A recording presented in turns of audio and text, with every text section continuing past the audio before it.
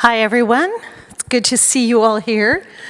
I'm Claudia Puig. I'm the program director for the festival, and we want to thank our presenting sponsor, UGG, SBIFF's board of directors, and our 400 volunteers. Let's give them a round of applause. And I think you probably all know this by now, but I want to repeat that SBIFF is partnering with Direct Relief to raise money in support of Ukraine. We've raised almost $93,000. And we need your help to reach our goal of 100,000. So give as much as you're able to today. We would love that. A donation of any amount can make a big difference. And we want to show you some clips by the panelists, and enjoy. We'll be back. And we're back. We have a wonderful panel of women that you're going to be hearing from. So excited. We will start with Amber Richards, who is a production designer for Power of the Dog. Yay! Set decorator? Set decorator, yes. There's a little bit of overlap there, but no. Diane Warren, who is the composer for the Oscar-nominated original song, Somehow You Do. Hi.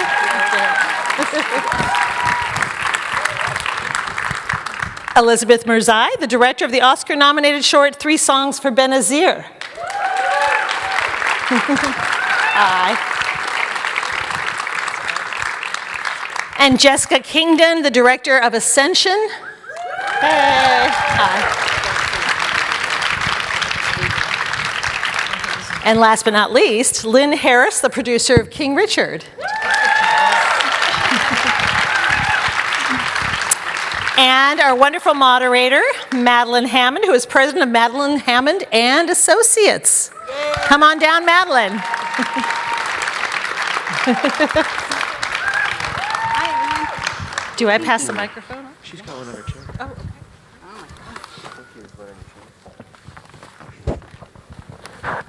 Fancy. Hi, everybody. Oh my gosh, I can't see you. This is a new location for us.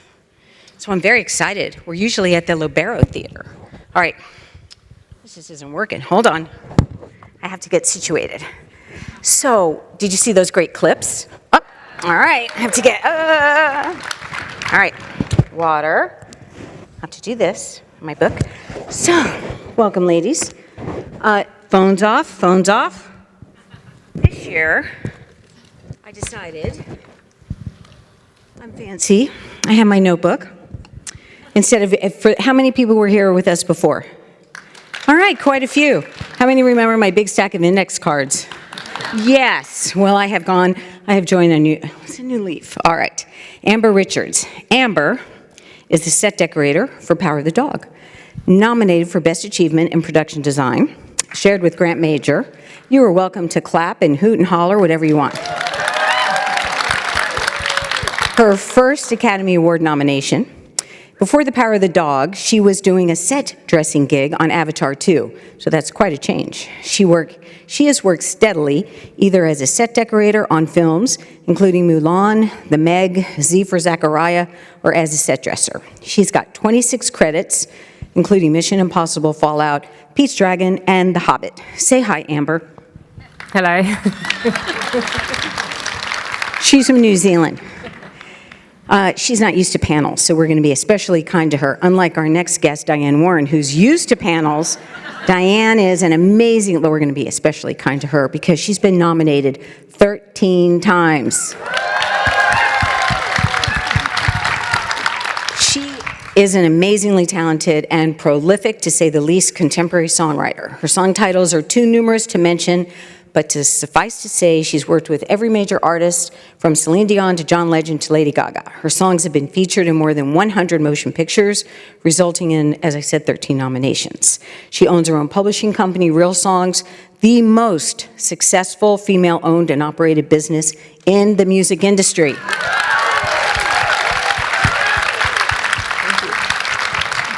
And I have to say, because I love Diane for many reasons, she's an animal advocate, and I call her the outspoken defender of the defenseless. Thank you. Elizabeth I've been practicing this all morning. Elizabeth Murzai. How'd I do, Elizabeth? Perfect. Are you sure? All right. Elizabeth is a director, cinematographer of nonfiction films. She lived in Afghanistan for over 8 years, where she met her husband, Gulistan, co-director of her short. Her short film, 3 Songs for Benazir, won jury awards at several film festivals. Yes, I'm glad you're clapping. And I am happy to say she, her husband, and daughters all live safely now in California. Jessica Kingdon. Jessica is a director, producer, editor, and cinematographer. She's Chinese-American, lives in New York. It was recently selected for the Doc New York 40 Under 40 list. She's well-versed in the short space as well as docs. She's had an award-winning doc short 4 years ago called Commodity City. She recently co-directed another short called It's Coming, but today she is with us for Ascension. And last but certainly not least is Lynn Harris, producer, studio executive. She's co-founder of her own production company called Weimaraner. Did I pronounce it right? Weimaraner Republic. Put this microphone up. Oh, Weimaraner Republic. Weimaraner Republic, obviously named after her favorite dog breed, which she runs with her husband and producing partner, or might I add, intermediary, probably, right? She's with us today as one of the producers of King Richard. Fantastic film. Her company has deals with every studio in town. She's produced a slew of films, including my favorites, The Notebook and About a Boy. Prior to her life as an independent producer, she was head of production at Warner Brothers for 10 years, where she oversaw 1 million films. And before Warner Brothers, she was 12 years at New Line Cinema, where she learned the ropes. And that is our women panelists. So before we continue, let me explain for those of you that may be new. Everyone's going to talk about 10 minutes for each of their films, and then we're going to do a couple rounds of what I call the round robin. I might have to come up with a better name, which is lots of fun. But first, we're going to focus on each of their films, because that's why we're here today, and we're so excited. So we're going to start with Amber. Let's talk about The Power of the Dog. For those that might not have had a chance to see it, can you give us just a couple lines on how you would describe it? Yeah, so Montana, 1925, 2 brothers running the farm, and I guess you get a sense of their independent kind of situations, and one of them is that George, the brother, meets a new bride, brings her back to the house, and it changes the atmosphere of what's happening in the house at the ranch, and what unfolds from there is the story. I like it. So George is played by Jesse Plemons. Yes, sorry. Phil, that's okay. And Phil is played by the wonderful Benedict Cumberbatch. Yeah.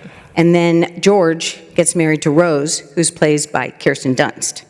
Okay. Yeah. So that's kind of the main 3 characters. Plays the dog. Who plays the power of the dog. Yes, Diane, the animal advocate, wants to know who's the dog. Well, you'll have to see the film, Diane, to know that there's actually... I will, yeah. promise. The dog's not a central character, but the son of Rose is a character. Now, I want to find out first, before we get into talking about set decorating, when you first got involved with the film, how did it come to you, or you come to the film? And tell us about your involvement specifically with Jane Campion, the director.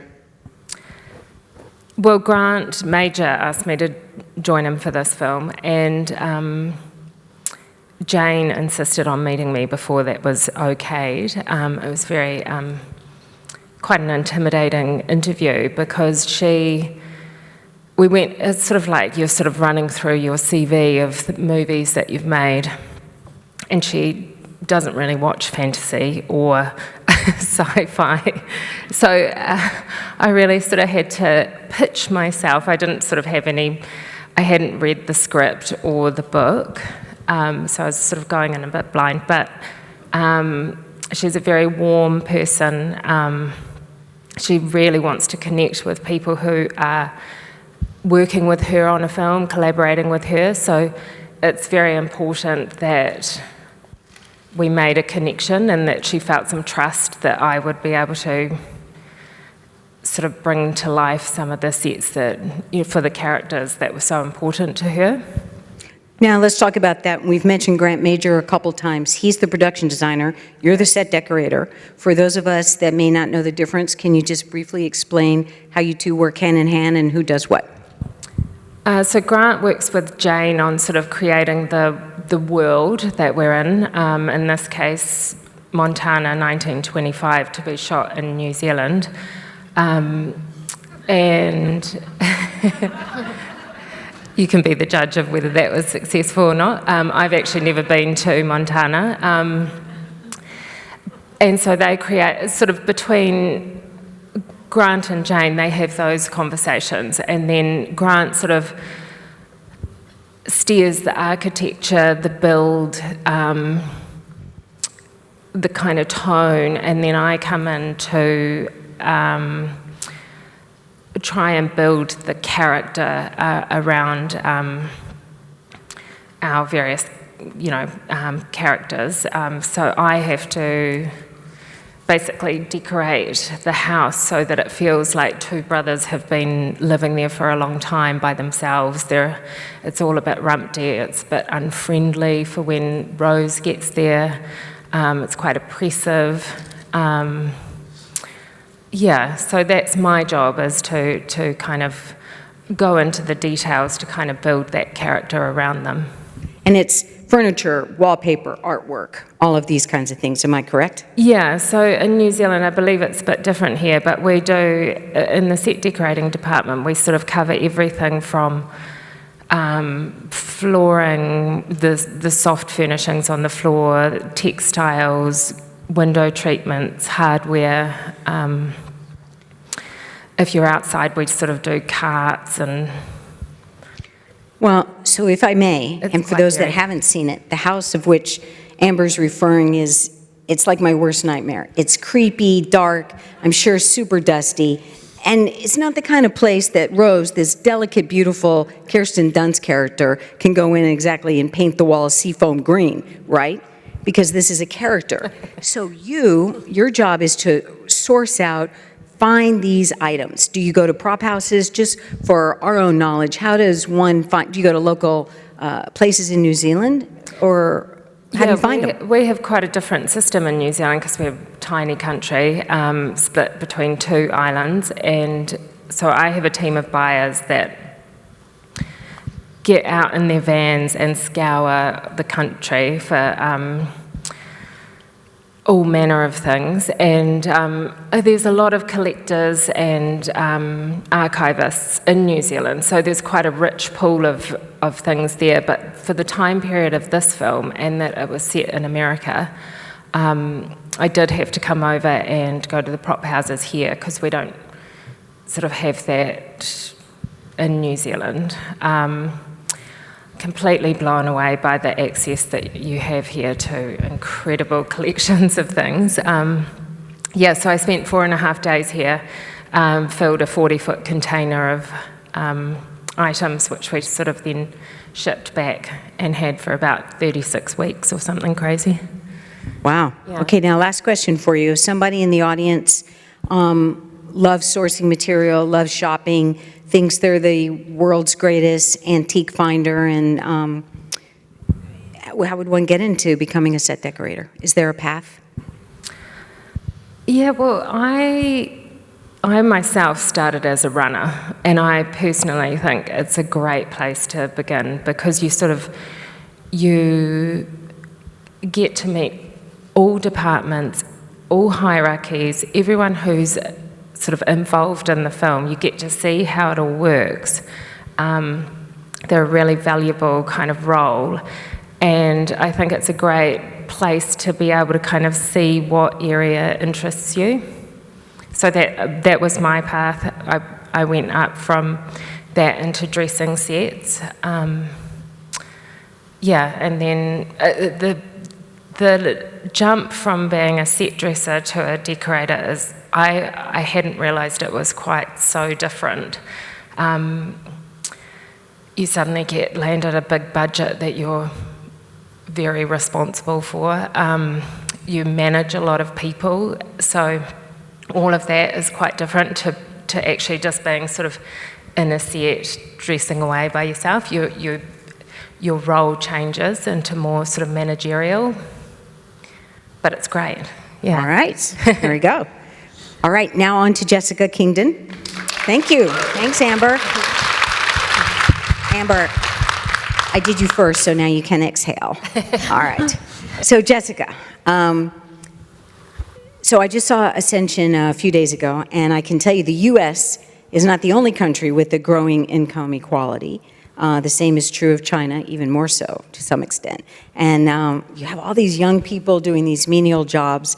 And I was saying before when I met Jessica that, let's see if, I had this planned, but it's going to be hard to do. All right. In fact, yes. Can you hold my microphone?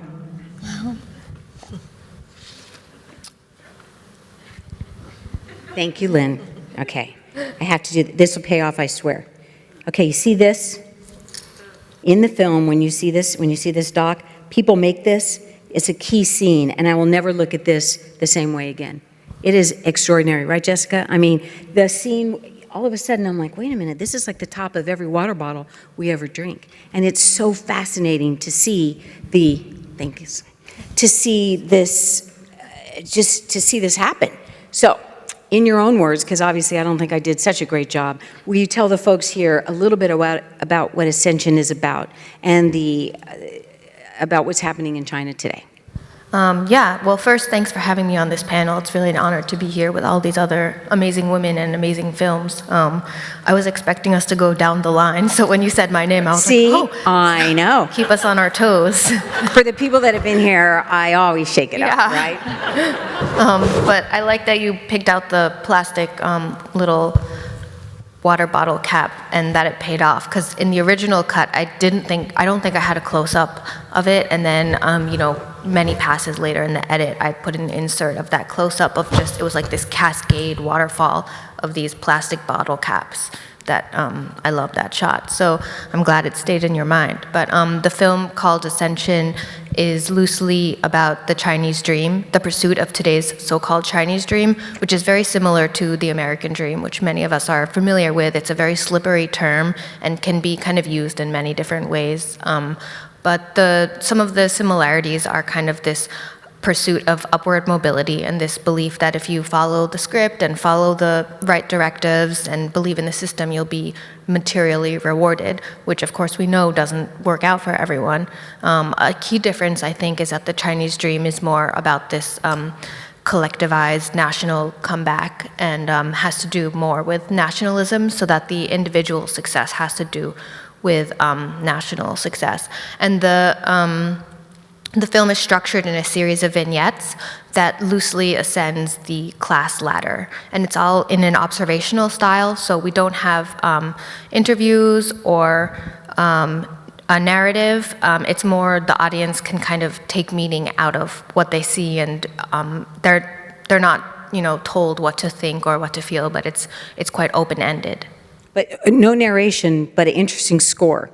Interesting score, and also a lot of dialogue, which people don't always realize that it's dialogue, because sometimes people are like, oh, there's no dialogue, but there's a lot of dialogue in there. I think people just aren't used to hearing dialogue in a movie in this way, where it's very open-ended. So Jessica, this was shot in 15 locations across China. How did you gain the trust and let these people shoot you? And I would think that they would be very suspicious, but in fact, in some cases, they were quite open and it looked like they were excited to have you there. Yeah, we were very lucky to gain access to 51 different locations across China. I worked with a great team of on-the-ground field producers, and my co-producer, Maggie, is here from China as well. In the audience, she came from China 2 days ago. Oh, right in the front. So glad she could be here. There's Maggie. But because the film's not, overtly a political film, we were very transparent about being this independent American documentary film crew making a film about China's economic rise and looking at kind of day-to-day life. And also, because I wasn't going in with any sort of set notion of a thesis that I was trying to prove, if a location turned us down, which obviously, not obviously, but it happened more than not, then we could pivot and go to places that would allow us in. So I think it really spoke to the resilience of the field producers and Maggie, who were resilient enough to keep asking, dozens or sometimes hundreds of places until we would get a single yes. And yeah, sometimes you were asking earlier, one of the locations is the inside of a sex doll factory and kind of looking at day-to-day life of what it's like for people who work there. And that was one of those places that I actually initially cold reached out to, and they had a lot of foreign press come in before, so they were happy to let us in. So it was a surprise even to me sometimes. I have PTSD from that scene. I had never seen anything like that. So I will just leave it at that. Sorry. All right, I know. Oh, my. Now, as I understand it, boy, talk about traveling. You and your husband, who's also the producer cinematographer, Nathan Truesdale, made 8 trips to China. 4-month trips. 4 trips. 4 trips? Yes. Over 4 years? Or for a long Over time? 2 years. 2 4 years. trips over 2 years. And as I understand it, in between, you were also still trying to get financing. So my question to you, and I love this, is you never gave up. You always kept your eye on the ball. You just had that perseverance and, as you say, resilience. Never took no for an answer. Where did that come from? It was when we first got our funding from our sales agent. Actually, they gave us a small loan to go and do the initial shoot. And I said to our other producer, Kira, I was like, we didn't know if we could pull this off or not because the vision was so grand and ambitious. And I told her in the contract that they're giving us this loan. It says we have to deliver a movie by this date, but it doesn't say it has to be a good movie. It just says it has to be a movie. And so that was the mindset I was going into it with. Try to just finish it. Finish it, and it, you don't have to shoot for greatness, just shoot for finishing it, and this is what we ended up with. And now you're nominated. That's got to be the best story. Just finish it, and now you're nominated for and now you're picking out an Oscar. That's why it's really unbelievable to be sitting here right now. This is like crazy. I don't know. All right. Last question for you is, if you wouldn't mind, can you tell us just a little bit about your background? You have a Chinese mother, American father, and I was wondering, all these trips to China, did it somehow get you excited about your heritage, or maybe you learned something that you might not have ever learned had you not done this documentary? Yeah. This isn't a personal film, even though it takes place in China. I was interested in it because of my connection to China as a consumer, consuming Chinese goods abroad. But I have family, on my mom's side of the family in China that I didn't know about. And actually, on the last trip, I ended up discovering relatives. Even though, like I said, it's not a personal film, I did find relatives that I didn't know that I had. We were shooting at an air conditioning factory in the middle of China in Hunan province. And I got introduced to a local historian through my producer, Kira, because my great-grandfather turned out is a famous poet, which I'd hear stories about him, but I didn't know if it was real. And it turned out he really was this famous poet, and because of that, we were able to track down these relatives, and that's how the poem ended up in the film and being called Ascension, because one of his poems is called Ascension as well. Wow, amazing. That's great. That's the poem at the beginning of the doc. That's right. That's great. I love it. All right, thank you. All right, Miss Diane Warren. Now, ready? Hello. Sure. All right. So before we get into the specific song that you wrote, that's beautiful, let's talk for just a minute about the film called 4 Good Days. It stars Glenn Close, Mila Kunis, and it's about Mila trying to kick heroin. Glenn plays the mother, and the title comes from, if Mila can just make it through 4 days, just 4 days, and then she can get on a special drug treatment to help her kick heroin. I highly recommend this film. because you're going to see two performances from two actresses like you've never seen them before. Unrecognizable, would you agree? Yeah, especially Mila. Especially Mila. Yeah. She's never looked worse in her entire life, and it is in... That's hard because she's so beautiful. She's so beautiful, and you know how sometimes you see beautiful actresses and they're like, look like crap? You forget it's her. She's so good. Yeah. And Glenn too, but it's really great. Glenn's Anyway, always great. I recommend it, and if you think, oh my God, just watch this film, it's great. Not to mention, just stay to the end and listen to the song. Yeah, exactly. Because it's so beautiful. So Diane, I have to ask you, because until I sort of got into this, and I've known you for many years, but I never really understood the process of how this all kind of came about. Who approached who? How did this happen? How did you first? Just tell me how it came about. Bonnie Abunza, where are you? Stand up. Bonnie. There she is. All right. She's my dear friend, and she called me and told me about this movie, and it was just at the beginning of the pandemic, like maybe a month into the shutdown, and the world was all weird. And but anyway, she sent me a rough of the movie, and I watched it. It was so powerful, and yeah, that's how I got involved. So a friend of Bonnie, who we've all known, and she's incredible, and she's all for social She's a badass. justice and knows millions of people, and she's just badass. So she calls you up and says, I just saw this great film, maybe you want to write a song?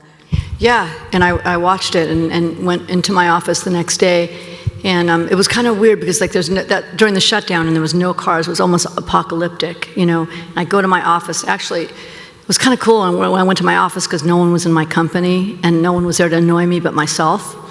And so I had just the whole place to myself, and I sat down had the string sound on my keyboards, and that song, that chorus kind of just came. Remember I called you, Bonnie? I played it for you. I started something fucking great, and yeah, I was really excited about it. So then when you do a song, and forgive me because it's probably so stupid, so you just do one song. It's not like you do like 2 or 3 songs and be like, hey, pick one. You do a song. No, I do one. You do one, and yeah, you're like, I this just is tried it. to make that song great.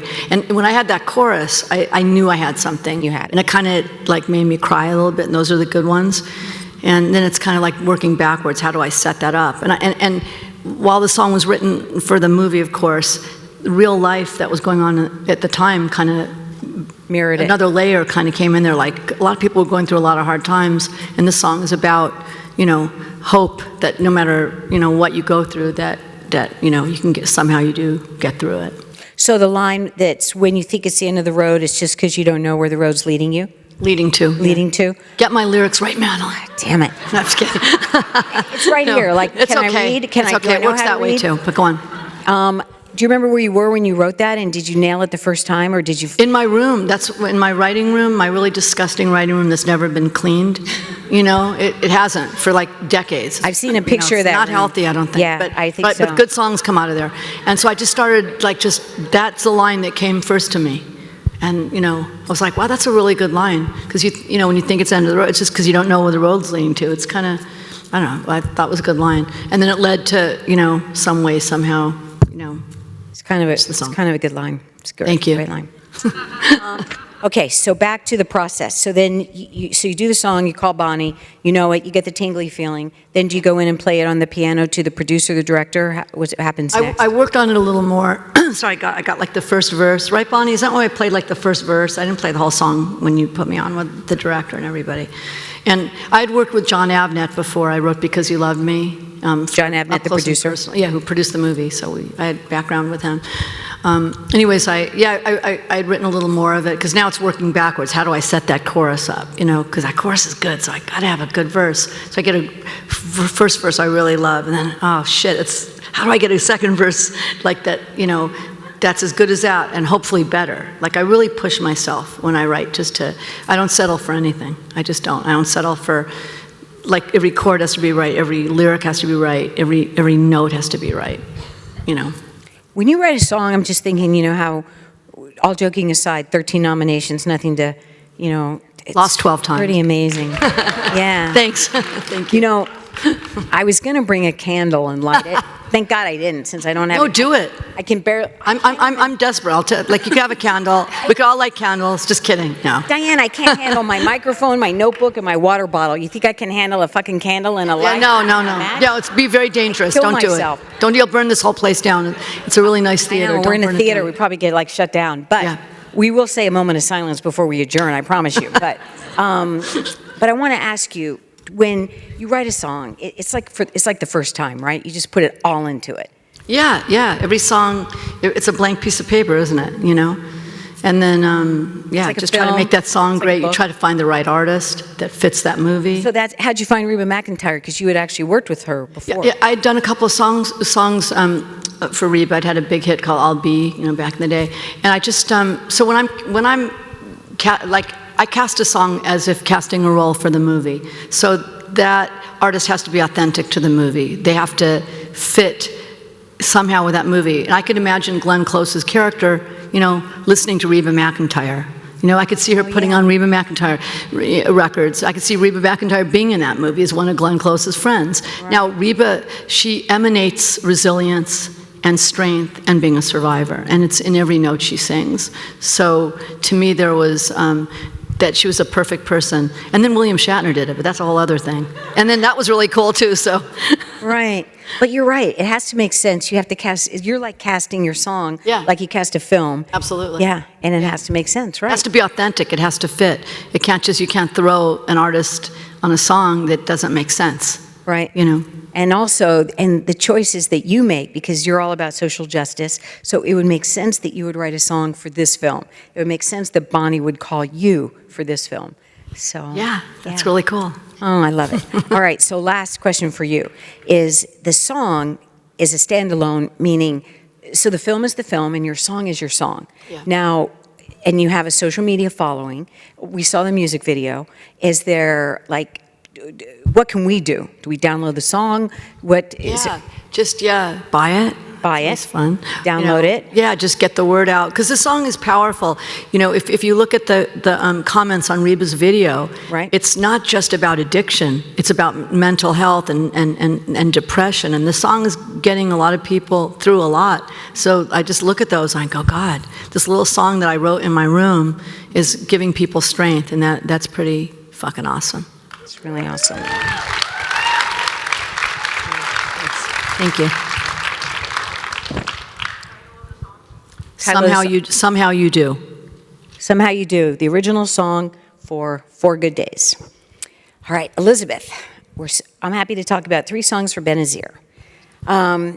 Before we start, you want to just describe it for people that haven't seen it? It's a wonderful short. Sure. 3 Songs for Benazir is a film that distills the larger ideas of love through Shaista and Benazir to Afghan teenagers in a displacement camp in Kabul.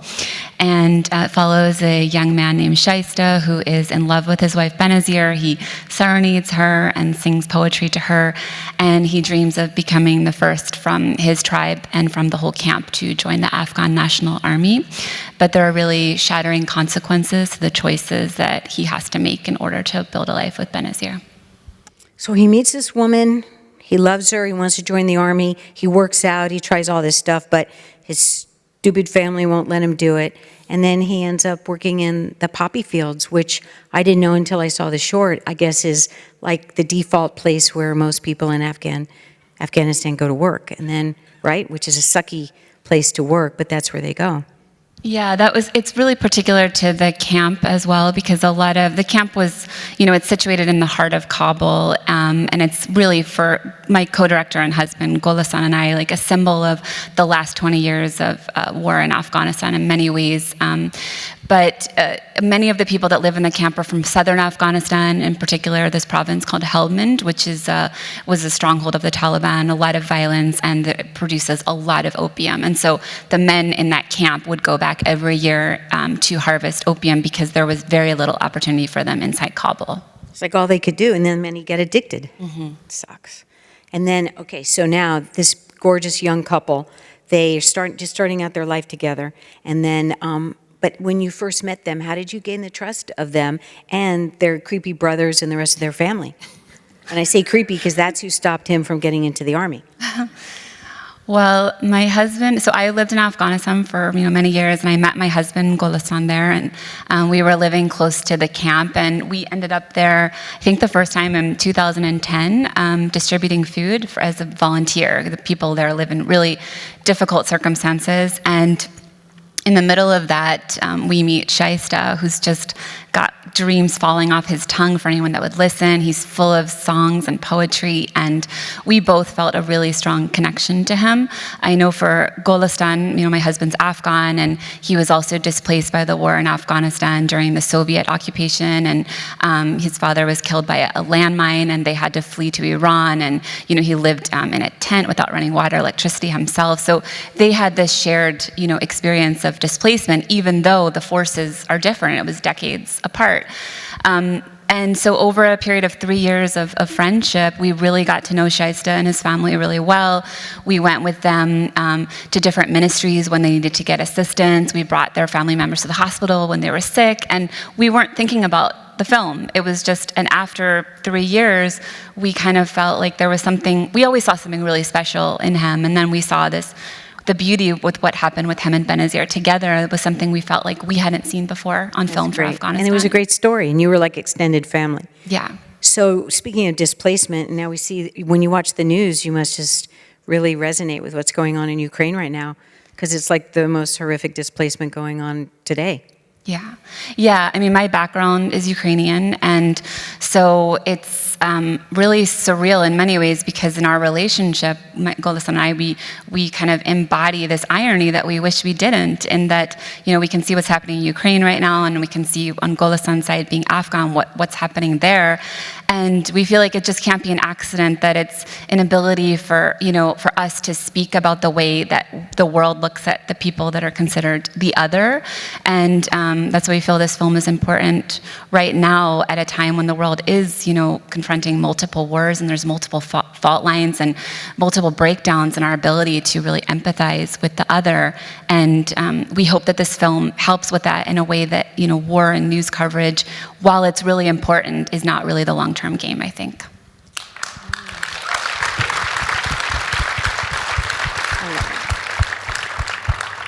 And what does Benazir and Shaista think about the Academy nomination? Did you call them or WhatsApp with them?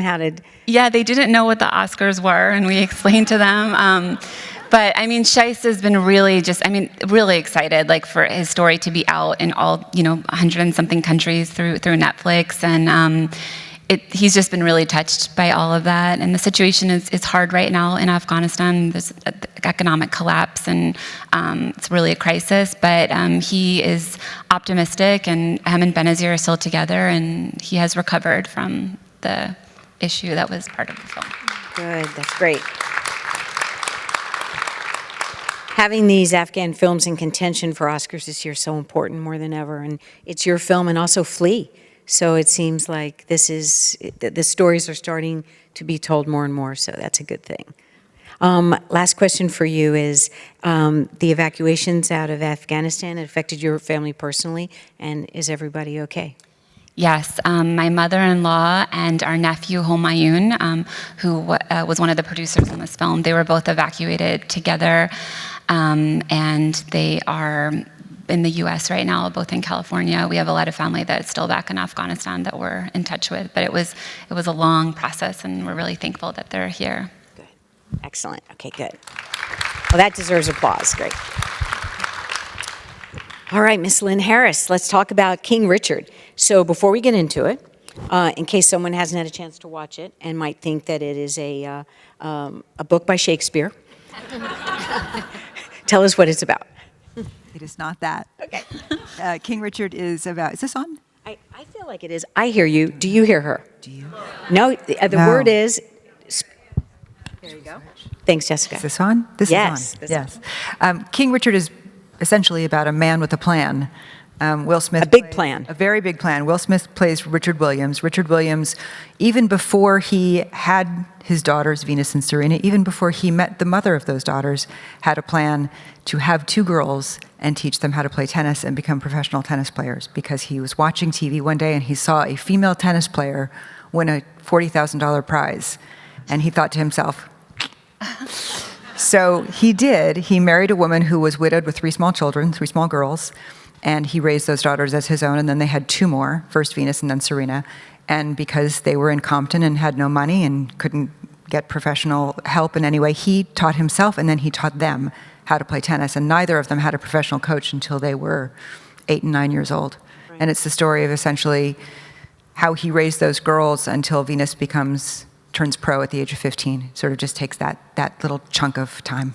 It's really about family. It's really about a dedicated father, and it's a beautiful portrayal of African-American fatherhood and relationships. That's amazing. It's a good thing he wasn't watching a cooking show. Yeah. Right? Or something else. She's going to be a chef. No. Yeah. So it's kind of interesting. The title of the film is called King Richard because the wife, whose real name is Oracene, is played by a wonderful actress named Ingenue Ellis, who's also nominated for an Oscar. And Ingenue, or Oracene, is not just the girl's mother, but also was a coach. 100% a partner. 100% partner. And I'm just wondering, for you as a female producer, did you feel a sense of responsibility to achieve some balance in the storytelling? Because she is very much a force from beginning to end in the film. I did. I absolutely did. And the good news was I wasn't alone, because Ingenue herself was very aware of that partnership. And we had with us on set Isha Price, who's also an executive producer of the movie, and one of Oracene's daughters, one of the 5 sisters. And Isha, Ingenue, Will, Ray, the entire team was very, very conscious and aware always of Ingenue's, Oracene, Brandy is what they call her, the mom, how powerful a force she was in their training and in their relationship. And that was something we never, ever forgot, and made sure that we were tracking along the path. But really, truly, it was always Richard's story. And so we, were mindful of making sure that we had the balance throughout. There was a conversation at one point of should it be called King Richard or not. For the Shakespeare confusion. Right. But in truth, that was one of the things that neighbors called him in Compton. Hey, King Richard. Oh, interesting. Yeah. Well, I only said that because Tragedy Macbeth is coming out at the same time, so that's why. Yes. And the Ray that Lynn's referring to is Ronaldo Marcus Green, who's the director, who's incredible. And I also heard Isha Price, the sister, was very involved and made sure that little things were authentic, and that she was very much made sure that the liberties weren't taken and that it stayed true to the way the family life was. Yeah, she was terrific. She's a wonderful, wonderful human being. She's an attorney and a brilliant woman in her own right. All the girls speak multiple languages, and they're all incredibly smart. But Isha was there to also make sure that we had every little thing right. So the way Will would bend over and pick up a ball, some of the drills, the specificity of the drills the girls would do in their training, the way they would hold their racket, the way they stand, she would always be watching and making sure that it's not quite right to be like that. And the girls were extraordinary, and really, she was incredibly helpful with them as well. Because if you haven't seen the film, when Venus and Serena would go practice, the entire family would go with them. They would pick up balls, they would take their homework. And they would play. They can all play. Yeah. Talk to us about Will Smith. I really can't imagine anyone else playing Richard beside Will, but what was it? It's amazing. And nominated. And truly a phenomenal human being. Really so like working kind with him. And wonderful and generous. Generous to the other actors, especially their young girls. It was their first big movie with a big movie star. They were working actors. They knew what they were doing, but he was incredibly generous with them and all of the actors in the movie. And the thing that was amazing about Will, actually, is we were 17 days into the movie when the pandemic hit, and we shut down. And no one knew when we were going to come back or if we were going to come back. So we spent months, all of us, on phone and Zoom and trying to figure out, is the studio going to let us come back? How are we going to do it? It's very expensive to come back during COVID. Everyone was scared. Remember, this is, summer of 2020. There's no vaccine. We don't really know what it is yet. But it was such an important film to all of us and such an important story to be told. And when we did come back, Will, as truly a leader, number one on the call sheet, but also a producer and also an amazing kind of personality, kept morale up at times when it was very difficult and scary. You're wearing a mask, you have to keep social distance, you don't really know what's happening. We're working with minors, so we have to be mindful of their hours. Daylight, we have to be mindful of the sun going down as we head into winter. And he's just an extraordinarily generous, positive person. And so having that energy around, you're never waiting for him. He's there before you. If you're 1 minute late, he's kind of looking at you like, I'm here.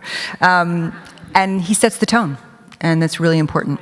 Because there's fear, and so you have to have that positivity to counteract that. Absolutely. So we already talked about Ronaldo Marcus Green, who's amazing, who's Afro-Latino. So talk about diversity on the set, and as a producer, was that an important factor for you? And talk to us about that. Yeah, it's interesting. I mean, I think it's a really important conversation that we have to continue to have and continue to strive to do better. It is not easy. It's easier when you're making a film in Los Angeles. It's easier when you have a black lead and you're telling this particular story to get a more diverse crew, but the bench isn't deep enough.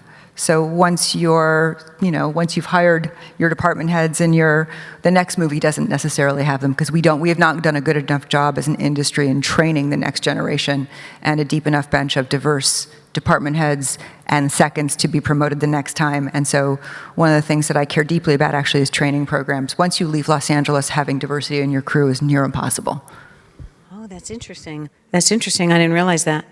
And, just to do a little shout out to Lynn, this is not something that Lynn just decided to do this film. She's been doing this back to her early days as a studio executive for women. And so it's interesting that she's just now, you have to stay the course. You can never drop. You have to continue in whatever way you can. So last question for you, Lynn, is in light of what just with the Academy and the crafts, I just want to do a little shout out to a woman named Pamela Martin, who's the editor of King Richard. She just won the ACE American Cinema Editors Award, and she's also nominated for an Oscar. And I don't give a shit when they give her this award, if it's 3 o'clock, 4 o'clock, or 5 o'clock. But I think the job that she did to edit together the footage, when you see the film, it makes these two young girls look like they're professional tennis players, i.e. Venus and Serena. It is extraordinary. 100%. And I'll say, I should be giving it to her on the Oscars. They should. Absolutely. They should. But I will say this about Pam, there's a couple things that are really important. Both Pam Martin and Robert Elswit, our cinematographer, were Ray Green's, our director's, Sundance mentors. So they had a history with Ray, and he relied on them very, very heavily, and they were really there to support him and help him throughout. And Tim White, who was the other producer on the movie, who really originated this idea because he himself had been a ranked professional, not professional, he was a ranked amateur tennis player, and he was really obsessed with telling this story. And he would sit on set, and he and Isha would watch that tennis, and we were, the panic that he had that it would not be the best tennis you've ever seen on film, and constant calls to Pam and constant calls back and forth to make sure that they were nailing that tennis and it wasn't looking like it was fake in any way. It was really important to them, and Pam was a huge, huge, huge help in that way. I mean, these two young girls who are not professional tennis players, when you watch it, you forget that you are not watching pros. And you're right, Diane, I was being facetious. I want her to get it in the Oscar show. Absolutely. Anyway, I am just happy for your success. I'm happy for the film's success and for Will. And thank you. Thank you. And can I also just say that had it not been for being on this panel, I probably would not have necessarily seen either of your movies, because I'm a bad person and got to documentaries really late, and they're both so important and so powerful. So hats off to you and this entire panel of extraordinary people. I love that. Well, I don't really think you're a bad person, but because you called yourself a bad person, we're going to make you start the round robin. So the way this works is you have to choose a number between 1 and 10. So we'll start with you. 5? 5, all right. So this is perfect for you. If money was no object and you can make any film, any subject, any genre, what would it be? There's 2. Yes? One is a script that exists that I have called Lost Dog, which is based on a book. It's a memoir of a woman who adopted a dog, which sort of saved her life. She was spiraling out from drugs and alcohol. I want to write the song to that. Okay, good. Will one of you direct it? Because I need a director. Okay, Perfect, the song done. is made. We okay, packaged the film today. And the other one is, I've been thinking a lot actually about my grandparents lately and their love story, which is a beautiful story about how they came out of Germany in 1938 to the United States via Palestine, and that's a story I would love to tell someday. Oh, that's great. Diane wants to write the song to that too. Great. I do. Okay. Both of those. Sign me up. Fantastic. All right. Okay. So you don't have a script, but you have the song. Okay, good. All right. Jessica, 1 in 10. I'm scared to choose.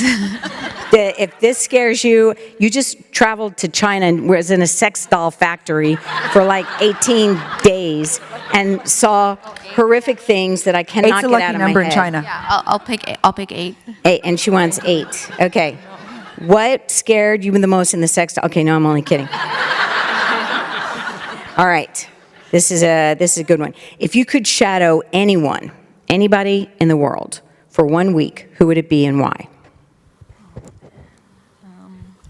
Well, I'll just say what first comes to my mind. That's also relevant right now. I'm a huge fan of Jane Campion, so yeah, tell her that. That's so great. Who doesn't want to shadow Jane Campion for a week, right? Oh my God, that'd be great. You have to have a lot of energy. You know, she just got over COVID. I heard she didn't Yeah. make it to the Oscars lunch. Here We she's missed waited her. her whole damn life to go to that lunch and had to stay at home. Yeah. Oh my God. Okay. Elizabeth. 7. 7. All right. Are you good at pitching? No. No. Okay. You might want to work on that because as women, that's like so, right? We have to pitch shit all the time. I know. It's hard. Are you good at it, Diane? What? Are you good at pitching your ideas, stories, Yeah, my songs, yeah. your songs? Yeah. 'Cause Yep. I believe I'm passionate about them. I think that if you're passionate about what you're doing, you can sell it. All right. I'm going to give you another one. Better than you think, I'm sure. All right. I'm going to give you another one. Elizabeth, was there one person who inspired you the most? And tell me why. In life, yeah? In life. Yep. That's a great question. I'd say my mom. Yeah? Tell me why. Well, there was a lot of hardship growing up, and I just saw her overcome a lot. And when in 2005 she got really sick with cancer, but she just had this really beautiful outlook on life, and just like her alignment was where I felt she had peace with everything, and it was really hard to watch, but. Yeah, she ended up passing away in 2006 before I went to Afghanistan the first time, and I think all of that was actually part of the reason that I ended up there in the first place, but I just know that I feel like she was with me on this whole journey and even brought my husband and I together there. Oh, that's good. I like that. Diane? Oh, 13. Just kidding. Oh, It was a joke. 13, Stupid right. joke. 13. Is that because you were nominated 12 times? Oh, right, 13. Okay. I'm gonna- All right, Diane, this one's good. What's the Is there a best? 13? Yeah, there is a 13. 1 to 10, there's a 13? Okay, you're creating one. I just made it right, up. let's It's do it. actually 10. Okay. Diane, what's the best advice that anyone ever gave you? Well, my dad was an insurance salesman, and he would never take no for an answer. Oh, I wonder, And- is that how and- you got it? I'm sorry? Is that where you got it? Well, yeah, I think that's where I first got it. And so my whole thing is, I heard this, you can't take, I mean, everybody on here, on this panel, has been told, no, you can't do this, it's not going to work. I mean, I've been told that so many times. It's like, no, fuck you, yes, I'm going to do it. And so you can't, you're going to do it. And I heard somebody say something once, I read something, that you got to be dyslexic when you hear the word no. All of a sudden it's on, right? So that's the best advice. And it, right? Come on. That's good advice. Simple as Right. that. You like that? Do you like that, Amber? It's good. That's good. That's right. Because you've been told no, right? Yeah. Yeah. Who hasn't, right? Could be dyslexic. Plenty of times. Plenty of times. That's right. Got to fight back. All right, Amber, pick a number. 3. All right. Amber, when you were young, what did you think you were going to be? What did I think I was going to be? I actually didn't really have a plan at all. And it is a little embarrassing, but the only recollection that I can recall of dreaming of doing something was packing sandwiches. I loved the kind of precision of doing it. So, yeah, I've taken a different path to that. Packing sandwiches, that's good. That, Jessica, that might work for another, yeah. That's what she said. Yeah. You know what? She would work in China. That would work very good in China. Yeah, that would be good. Well, the reason I asked you that question is I once read something that said whatever you did, like what toys you played with or whatever you did as a young, as a kid, is what you end up doing. So, like, if you played a lot with Legos, you would have a tendency to want to build stuff and things like that. That would make sense then, yeah. I was big into Lego, loved flowers, used to do lots of arrangements with them. Always liked to kind of create a space. And eat and take your lunch with you, so you see this. That's right, it's all come together beautifully. Lynn, what did you play with when you were growing up? I read a lot of books. And you read books. And I wrote a lot. Which is good, because you're source material, right? Storytelling. Storyteller, right? Diane, were you singing all the time when you were growing up? Yeah, I made up little songs. I had a little guitar my dad got me when I was like 10. I knew what I wanted to be when I was about 8. You did, at 8. Did you want to be songwriter? Yeah. Remember records? The little 45s? Yeah, the kids, there used to be records. And there used to be parentheses that had songwriters' names. I wanted to be that. Wow. Elizabeth? I actually used to pretend I had a band and write songs, and we would it was called Pure Treatment, and it was just my brother would call up country clubs when he was 10 and say hey, can we perform there? And of course, we always got turned down, but never happened. And he would try to book your band? Yeah, 10, 11, yeah. And Jessica? It's so random, but I wanted to be an endangered species specialist, and obviously I didn't, but That's a great thing to want to be. yeah, It's a great thing. specific. You mean at the age of 7, you're Yeah. I want to be an endangered species specialist? Yeah, Who animal can even say that? behavioralist and endangered. We need species more of those. specialist. Yeah, I want to make documentaries about animals, and I've made short films related to Diane animals. wants to do the song. I can tell you she's thinking it right now. Yeah, I'll do the song for that too. It's the best. Great. Not that anyone cares, but I had a pink telephone, not attached to anything, and I talked on the phone all day. That worked out. See? It all came around. Exactly right. All right. I want to get back, though, to, I just want to get back to one thing about pitching, because it is important to learn how to sell ourselves and sell our ideas. Lynn, did you have to learn? That's an acquired trait. Did you learn how to do it? I used to think I was really good at it, and then I met my husband, who is so much better at it that I decided to partner with him and let him do it most of the time. But no, I'm okay at it. You know what? The truth of the matter is if you're passionate about something, you find a way to sell it. Right. And if you're not, that should tell you something. Right. It does. And and I've met your husband, as much as I like it, I think you should learn how to pitch even better than him, because I think you probably can. All right. I'm not bad at it. That's exactly right. All right. So, okay, so Amber, so I already asked you. Okay, so Lynn, pick a number. 3? Oh, no, that was already chosen. 2. 2, okay. What topic do you know more about than anyone on this panel?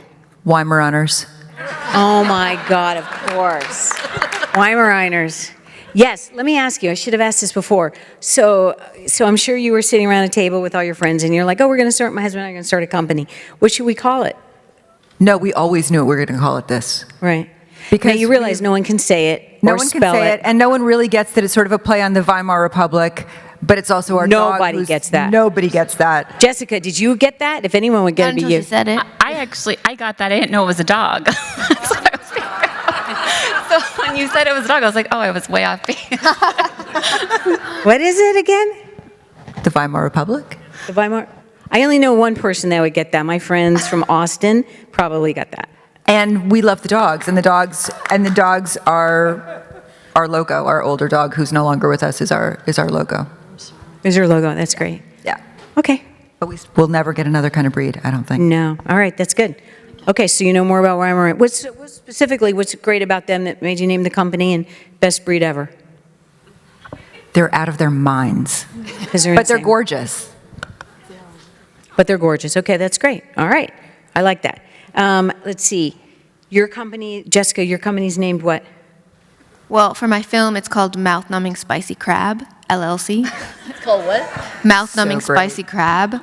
And actually, it's connected to Chase Bank, and a Chase Bank specialist called me recently to ask if I needed any assistance, I guess, with the LLC. And I was like, no, but we got to talking, and I told her it's a film company, and she was like, I thought it was a restaurant. And I was getting hungry looking at it. I was looking at the address. I saw it's on Eastern Parkway. I was going to look for this place. That's hilarious. All right. It's because in China, there's like a dish that's like a mouth-numbing Sichuan peppercorn that is very specific to the region in Sichuan, where it tingles the lips and it numbs your mouth. Is that the poisonous one? Is one that you... Poisonous? I don't think it's poisonous, no. That's good. Elizabeth, please tell me what's the name of your company? Oh, no. It's just called Murzai Films. Oh, my God, thank God. Diane, yours is Real Songs. Okay, so there's two. Real Songs is my publishing company, right? Because I like to write real songs. But my company, I have another company called Oh, I know. Like Stinky Mouse Butt. Mouse Butt. But it's because so my business manager hates me because he has to represent Mouse Butt Enterprises. Mouse is my cat that passed away last year. That was my soulmate. I loved her so much. She was almost 15, and Butt Wings is my parrot. Butt Wings is the parrot. And he's still alive. He's 20. He's 28. Only the good die young. He's kind of an asshole, but he's a 28-year-old parrot. So it's Mouse Butt. So Mouse Butt. I love it. yeah. So, It's great. and Real Songs. Oh, my God, Amber, you don't have a company, thank God, right? Okay. No, I good. Thank don't. God, all right. Oh, my God, this is going south fast. Hold on. Shit. We're going to open this up to questions in about 10 minutes. Please save me, audience. All right. All right. Let's talk about travel. I'm going to ask for the best travel tip. I'm going to kick this off.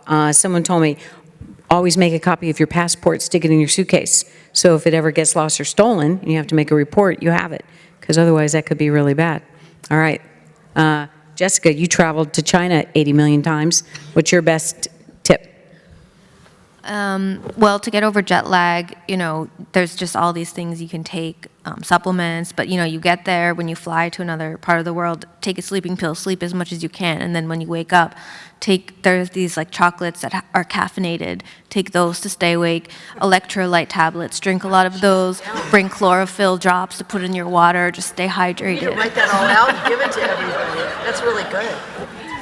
Whoa. Whole vitamin and drink regimen. Right. Oh, I always thought when you land, stick to that time. Oh, my God, I don't know what I'm doing. Okay, Lynn, did you get all that? Yeah. Chlorophyll drops, chocolate. All right. Elizabeth? Well, if you have kids, I would say pack enough diapers because we were in a situation where we brought one of our kids or our babies out of the country and we lost some diapers on the way, and so we had to like create this makeshift cloth thing at someone's house at like 2 in the morning and everything was closed, so. Diane? I don't really go anywhere that much. Thank God, right. Yeah, like Amber, you probably traveled a lot. I've got a recent tip, actually. If you're traveling from New Zealand to Los Angeles via Fiji, don't buy a beautiful bottle of gin in New Zealand because they just tip it out in Fiji. Yeah. that's a good tip. Oh, because it's liquid. It's liquid. Right, I did that. Even though they sort of assured me I'd get through, they sealed it in a bag. No. That sucked. At least keep it and give it to a TSA agent or something. It was very tragic. Yeah, that sucks. Lynn, you got nothing, right? No, I do actually. I just Okay. realized this. If you're traveling as a tourist and you hire a guide someplace, make sure you invite the guide with you to lunch, because then you'll actually go to the place that they eat and not the tourist place, and you'll eat better food. Oh, that was good. You got applause for that. Jessica's was so complicated. I don't know. I think she lost us after the chocolates. All right. All right, I'll start with Diane because I know she must have a good answer to this. What do you complain about more than anything else? Stupid people. That's good. That is good. Lynn? I just have to double down on that. That's really good. Right. Right? Yeah. Jessica? What do I complain about a lot? Yeah. When I have to wake up early. Right. Today, did you have to get up early today, or were you here last night? No, it was okay. Okay. What about that caffeinated chocolate? Yeah. Amber? You seem so nice. I bet you don't complain. Yeah, I am racking my brains. I probably complain about a lot of things. But I probably complain about just not having the balance quite right. Enough time after work, to spend time with people that I want to sort of hang out with. It's always a tricky thing finding that balance in film, I think. And let's talk about that, because it's often a question that we get, particularly as women, which is this whole work-life balance myth that really doesn't exist. Better not to have a life. And Easier. yeah, but it's hard. And I know, Elizabeth, you have children, and it's impossible to find enough time to do everything. So if anyone has any tips, or if you just give up trying to find it, maybe that's really the best way to do it, is just to do the best you can. Yeah, I think there's an interesting thing that's happening in the world right now, because I think it is slightly different for women. Maybe I'm wrong, actually. But as an older woman, as an older female, I find that I have more energy and more time because my kids are grown, and I have a lot more focus on my work, and I want to be focused on my work, and yet I'm seen as an older female at the end of my career, and I don't feel like that. So that moment in time that we're all in right now, where we feel really more vibrant than I ever have, more energy than I ever have, more focus than I've ever had, to be focused on work and not have to worry about the other stuff that I was doing along the way, is bumping up against perception. Wow, the perception, right. And people are like, oh, so are you taking time off, or do you want to scale back? Yeah, that sucks. Right. What are you saying, Diane? I just said, fuck them. Fuck them, right. Don't think about what they think. You're like, just do what you do. Right. Think about it. They're assholes. Well, By the that's way, why. it's less about what I think, really, and more just about it's something I think that as an industry, and probably many other industries, we have to be aware of, which is that as women, we're not peaking at a certain point. We're actually on the ascent. Right. Well, that speaks to your point of having your own company. Because now with your own company, you can pick your own material, you can get your own projects, and so you don't have to rely on a corporate setting or anyone to make you feel differently. Correct. Yeah, so that was good. You're in control of your own destiny, so fuck them, because you got Weimer Reimer. Did I do it right? The name of the panel is Fuck 'em, apparently. Fuck them. Evidently. Okay. Okay, let's talk about, we talked about morale on a set. And I do want to bring that up, because whether it's in an office or with your, as leaders, as women as leaders, you talked about Will Smith and how he was positive.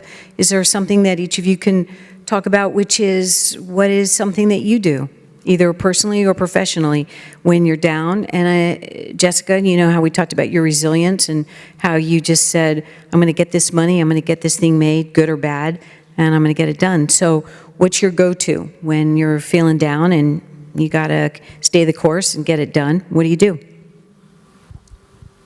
Yeah, I guess a lot of it is just having gratitude for the other people who are working on the film, especially as a director. I'm very conscious that people are working towards my vision that I'm putting forward. And so I think having other people that I'm accountable to, and, remembering that it's, at the end of the day, we're a team doing this together, and we all want to make the best film that we can. So just thinking about the other team members, we all feeling accountable to each other is, I think, helpful to pull through it.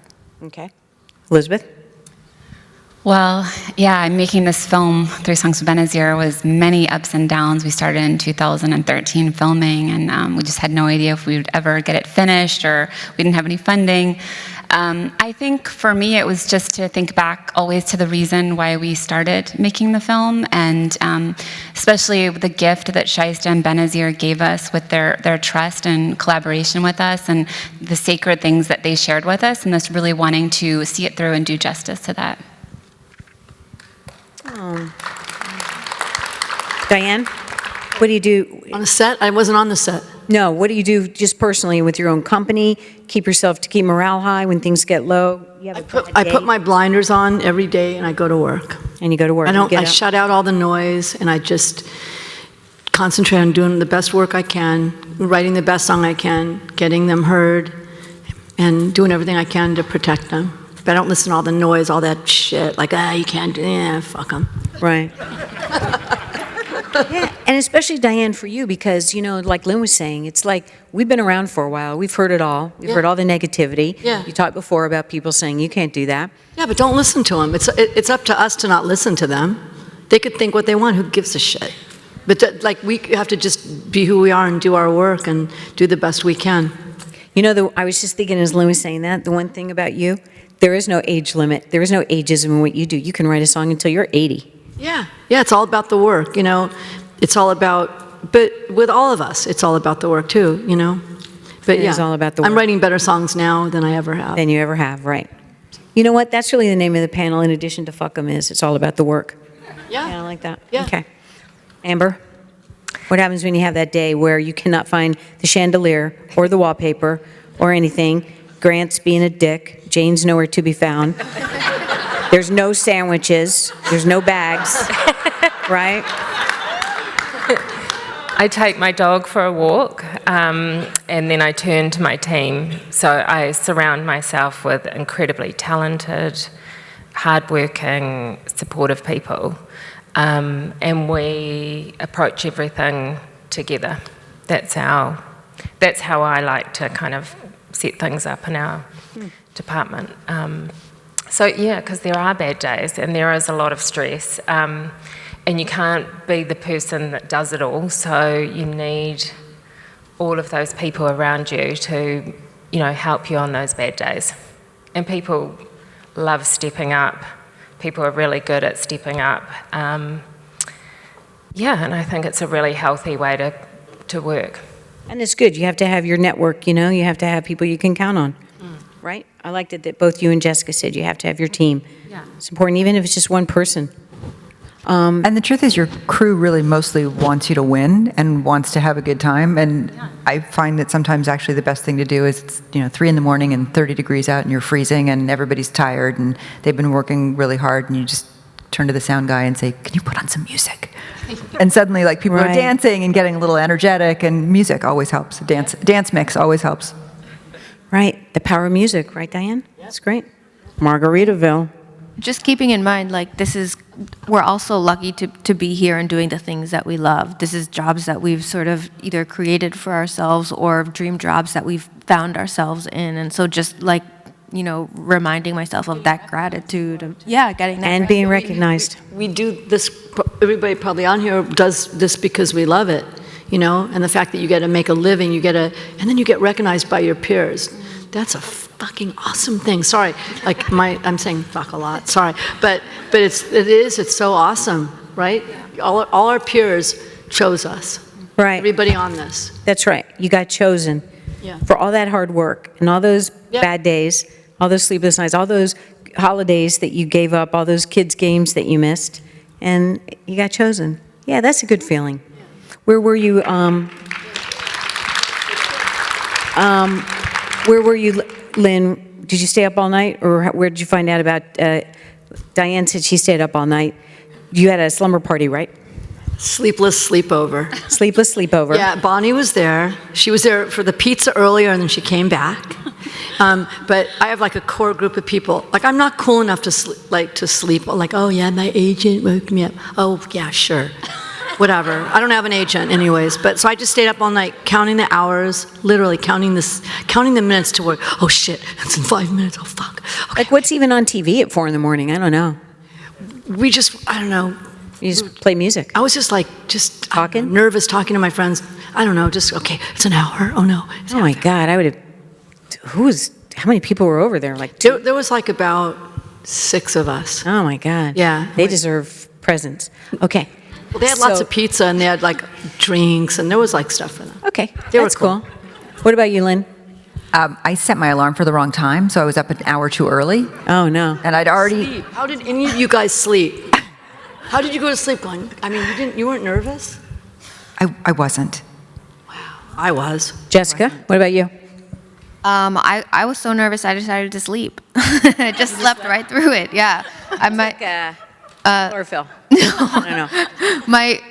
My husband was awake. He woke up early and was watching, and he opened the bottle of champagne that we had, was drinking it by himself, and I told You him slept to. through the nomination. Yeah, it was 5 a.m. He didn't wake you up after you got nominated? I told him to wake me up if we did get nominated, and he woke me up, and I had forgotten that I told him that, so I was like, why is he waking me up so early? Oh my God.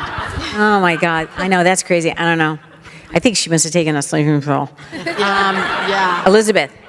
Well, we were up. My friend sent us a gift card to Starbucks because she was like, "Your pies are going to probably need this." So my husband drove his big truck there, and it couldn't fit through the drive-through, and the door wasn't open. So we had to like walk through the drive-through, and he was like rapping on the glass, and he's like, "Can I have a coffee?" They're like, "Okay, sir." So we got the coffee, and then we tried to watch it from the parking lot, but we were having a connection issue. I'm like, "Go home right now." So we went home, and when they announced it, he just yelled so loudly that he woke his mom up and our kids, and they were all crying. Awesome. My mother-in-law was like, what on earth happened? And so. That's cool. That's kind of a sad story, the Starbucks part, but then it got good. Plus, I don't think you're supposed to like. No, you're not. And he You're pretended not. to drive a car. Like, it was really awkward. Yeah, that's a big no-no in the drive-through. Walking, like. Yeah. Oh God. Okay. Don't tell that story. Amber. Well, I have to confess that I wasn't waiting up. I had no expectations of this, so I was fast asleep.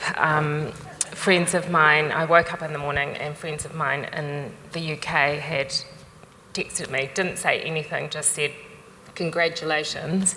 So I had to Google what that was for. And God, she's like my polar opposite. yeah, so yeah, it was unbelievable. Were you excited? Yeah, I cried. This is This is Amber excited. So Diane, since you're let's say it again, a 13-timer, what's one tip you can give Amber, Elizabeth, Jessica? Like bring snacks. Yeah, have lots of pizza, have lots of coffee. No, bring snacks to the show.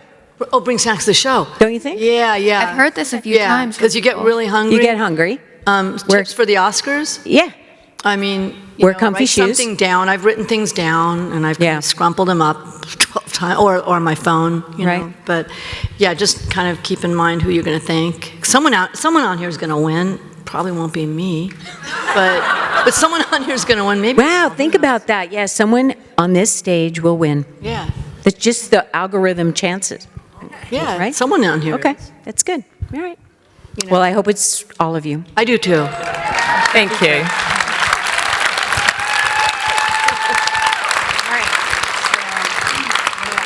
Open it up to 5 questions from the audience, and I have a present in my bag, but it's on the ground, and this chair's so high. Please don't make me get up and reach for it, but what? No, it's okay. I'll get it after. But I have a present for the best question because, I think I mentioned. Did I mention I've been doing this panel since the beginning? We started. I think it's 20 years. This is our 20th anniversary. Right. No, it's crazy. And so we've had some good questions and some not so good. One time someone sang a question. So please, if that person's here, please don't sing that question again. I still remember it. I'm going to remember that Sex Doll Factory scene for a long, long time. So, but if you have a really good question, please ask it, and I will repeat it. And I just ask that 2 things. One is don't say, like, this is a question for everybody, because we don't like that. Just direct it to one person if you could. And I'll repeat it and direct it to a person. And please don't pitch your project, because nobody really wants to hear that, right? And what else? So don't pitch, don't make it to the whole thing, and then I'll repeat to everybody, and then I'll repeat it. How's that? Okay? And if anybody has it, yell it out, because I don't know that we have a mic, because I can't see. Mic here? Mic here? Okay, cool. Can you give me this? This is a question for Diane. Oh, question for Diane. Oh, cool. How many times have you been nominated? More than my emotional age. So my question is, are there one or two or three songs that you say, oh, I wish I would have written that song? No, never, because I'm only meant to write the songs that I write. I can like something, but I'm not meant to write them. That's a good question, and that's a really good question and a great answer. You're only meant to write the songs you're meant to write. Okay? All right. Over here.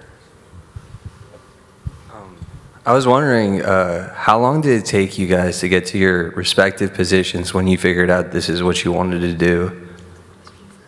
Well, that's a good one. All right, I'm going to give that one to, let's see, Lynn. How long did it take? I'm still trying. Yeah. But Lynn, you have an interesting, so you started off studio executive. So did you always know you started off overseeing production?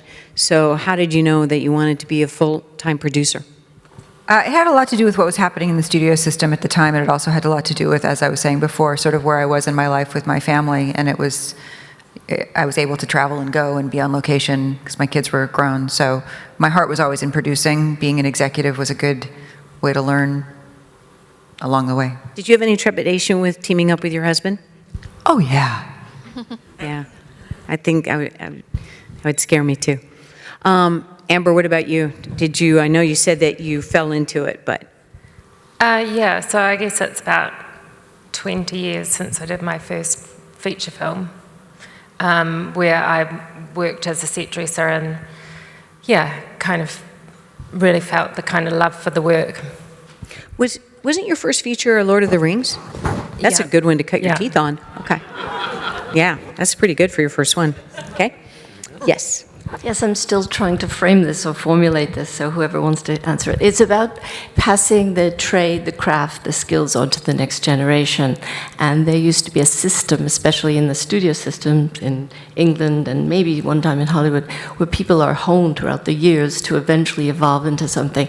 Now with the Netflix and the other things, a lot of people just coming out of film schools and becoming something. And my friend who teaches has a problem teaching ethics, because sometimes young people are not able to understand the problems that people had had on a crew and what you have to do to be strong against a producer when they're bending you to do things that might be dangerous or harmful to your crew. So I hope I framed that in a way. How do you train the next generation when there isn't the system of crews developing? They're just let out of the That's stable. a good one. Yeah, that's a good one for you, Lynn. Safety on the set. There's a lot of layers in what you just asked, because there's safety issues, there's issues of what you're talking about, which is the sort of tradecraft being handed generation to generation, and how do we expand that generationally past white men to a broader group of people. You're also talking about a sort of studio system that no longer exists, so that on the creative side, you don't have the ability to sort of grow and learn in the process. It's a really complicated question that you're asking, and I think the only answer to it is that we have to reframe the way we've been doing it, because it doesn't exist anymore. There's the financial support for that system, it's gone. And generationally, we have a lot of conflict and work ethic and what a crew is and all of that. So I think we have to look at ourselves pretty seriously and readdress how we're doing it, and it's complicated. Amber, what about when you're doing your thing? Have you noticed that things are different on a set in terms of safety? Oh yeah, it's a big thing in New Zealand. Yeah, definitely. It's a lot safer now than it was. But in terms of training, I mean, we have issues with that in New Zealand because it's unregulated. And yeah, I don't really know the sort of answer to that. But like I say, I just encourage people who maybe are interested to not be afraid to kind of start as the assistant and to not rush to get to the top, because I think the value in that, the travel, is actually where your experience and your ability to kind of, read situations comes from. I also think younger people speak up more than they did in my generation. Yeah, we never said a word because we thought, right, because you had no place to go. Yes, I think we have to go to the microphone. Hi, this question is for Lynn. I remember watching the SAG Awards, and when Will accepted his award, he mentioned how nervous he was about presenting the project to the family. He mentioned, I can't believe that I'm here, and that Venus, I believe, was sitting next to him. And so my question is, as a producer, when did you become in that process? Were you part of that presentation to the family? And obviously, how did that go? Because he sounded so nervous and happy about the fact that they had accepted the project. I have to give all of that credit to Tim and Trevor White. Tim White, like I said before, really was the person who very passionately and doggedly pursued this story and the family. And I think Isha was a really great conduit to that. And I think Will and Tim together with Trevor and a really strong script by Zach Balin. Zach also had a real passion for the story. So it was really, I came into the process later, and it was really their persistence, tireless persistence. Tim is a force, and he is a very persistent guy. So I give him full credit for really pursuing that path. I read, so Tim and Trevor are brothers. They're both tennis nuts. They wrote this incredible script. They approached it differently than anyone else. I guess a bunch of people had taken a stab at it, but they came across it from Venus and Serena, not from the dad. So this time when Zach Bayless, the writer you're referring to, did it, he did this amazing job, and then it just went up the ranks at CAA, and then it got to the right hands. So Zach actually had come to Tim with this pitch, and the pitch was essentially based on that one little ESPN interview with Venus, where Venus is being interviewed, and Richard keeps interrupting. And that was the sort of click for Zach, and he went to Tim and he said, I know how to do this now. Right. That clip with, they were interrupting and she answered the question and the guy asked her a question and then the dad said, she answered it, leave her alone. And then you saw this force come into it and then that's when Zach said, I know how to approach this. Yeah. Because this was not a typical tennis dad or a typical person. Yes. I am so excited to have the chance to meet such forces of nature and all of you. And what we haven't mentioned, that it's kind of like so obvious that, but why aren't we talking about the fact of your leadership and presence in the world and what you're doing, that it's not just about women. I would call this panel ageless as well, and I'm particularly resonating with what Lynn has already said and what she would like to do. Not only applauding you for what you have done, because we love what you've done, but what now you have the opportunity to do with that and who you are now. For others, I'm resonating with the ageless thing because I, like you, feel like we're just getting started, and we are, and you're paving a path, but it's so unclear still how you get on that path, how you make your trajectory, how you get your song, your next mission, that film with you and Diane are obviously going to make that film. It's very obvious, right? She's already writing the song. And you are so exciting the way that you pose the questions and bring out the humanity in what you're doing. And we're talking about merit that has no gender, that has no color. And I'd like to see that society. And I think that the artists it is now our turn to start leading. Not start, we always have. That's the joke, we always have. And now people are going, oh yeah, the art. So and I think all of you can answer, but I'm partial to Lynn that I think you're gonna make this next thing that's about handing that through merit, giving people that path through the films that are heard and seen more to women in particular. I'm very sensitive to that because I'm a middle-aged woman. It's just saying, well, why is it just going to kids? Why are the scholarships just for them? Why are the internships just for them? It's about us saying, I raised my family, I raised my kids, and now I want my turn, but it's so hard.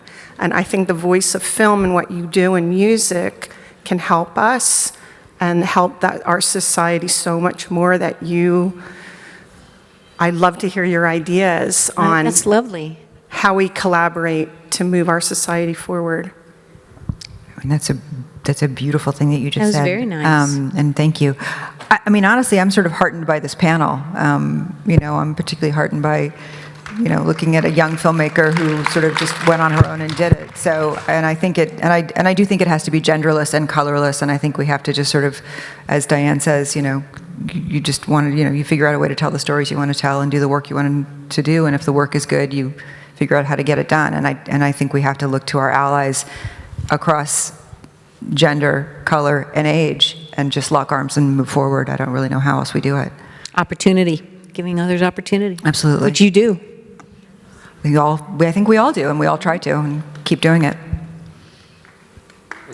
I love it. All right. Hello, hello, hello. Thank you so much. You women are so beautiful and powerful, and I'm just so grateful to be here. So my question is for all of you. What will be one thing that you will be nostalgic in few years that you're going through right now, or yeah? Did I understand? Well, did you understand the question? I don't know. Did I? It was in a few years. What will be nostalgic? Something that you're going through right now that we're like, wow. Oh, COVID. In a few years. We'll really miss COVID. Yeah, I'm going to really miss it. We'll be nostalgic. We'll say, hey, remember we had to wear those great masks? Yeah. They were so awesome. I don't know. What would be, seriously though, what would be nostalgic? I don't know. What do you think, Jessica? For me, I do feel like this award circuit that I'm going through right now is truly a once-in-a-lifetime opportunity. Right. I'm going to keep making work, and whatever happens, happens, but I don't necessarily expect to have something like this happen to me again. Right. So I think that I'll be nostalgic for, as much as I do have public speaking fear and don't like being the center of attention and everything, so that's been a little bit hard. Maybe I'll be nostalgic for it in a few years, and also all the people that I've gotten to meet along the way. Oh, that's a good answer. Yeah. You'll say, I miss when I was famous and I was on a panel with all these kick-ass women. That's a good question. Okay, what else? I never thought about that. Yeah, what in the future will you be nostalgic for? That you will be able to hang with Jane Campion. Hi, thank you all for sharing your stories and experiences today. This is kind of a two-part question, and it's open to whoever you think would be most fitting. In your respective films, was there any particular day that was especially challenging? And what did you do to help encourage your team to continue on course and get through the day if they were feeling burnt out or especially feel like they're struggling? Let's see. I think we covered the second one about the challenges, but the first question is a good question, which is the most challenging, one of the most challenging things. So let's talk about King Richard. Was there a day in particular that was a super challenging day? March 13th, Friday the 13th, 2020. Yeah? Shutdown. Yeah. Oh, was that a shutdown? Yeah, Friday the 13th, 2020. So we'd been monitoring COVID the entire week, and I was sort of early and vigilant and crazy. Friday the 13th? It was Friday the 13th. Ah. Yeah, yeah. And, going around to crew members, and I was a crazy person who early on had sort of gotten bathroom attendants to clean everything, and I was asking the studio for masks, and they said, no, you're not supposed to wear masks. The CDC said that that's bad, and putting up hand washing signs and being generally crazy. And then it turned out that I wasn't so crazy. But our crew was feeling safe and comfortable because we'd put a lot of those precautions in place. And at a certain point on Friday, midday, and we were hearing that other studios, Netflix had shut down their films down, and other studios had shut their films down, and Warner Brothers was saying, keep going, keep going. And in the middle of the day, the LAUSD sent their kids home. And at that point, Will came over to me and Adam Merrims, the line producer, and he said, wrapped his arms around both of us and said, guys, let's pull it for today.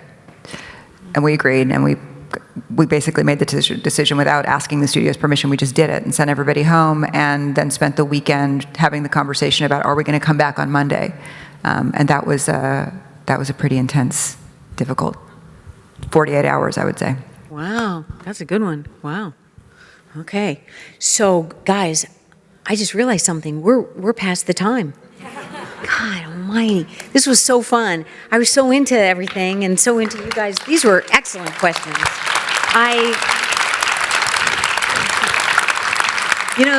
It's one of those, like, I could just sit and talk to you guys forever. I apologize. Anyway, I know you guys have to go, and DJ Awards is tonight, and you've got things to do, but thank you so much. I wish you all the luck in the world at the Oscars. Don't forget, bring snacks. To all of our guests, Amber, Diane, Elizabeth, Jessica, who I would never have known that you have stage fright. I would never have known that. And to Lynn Harris, my deepest thanks, my congratulations. It's been an honor. Thanks to all of you for coming. Thank you. Thank you. Thank you so much.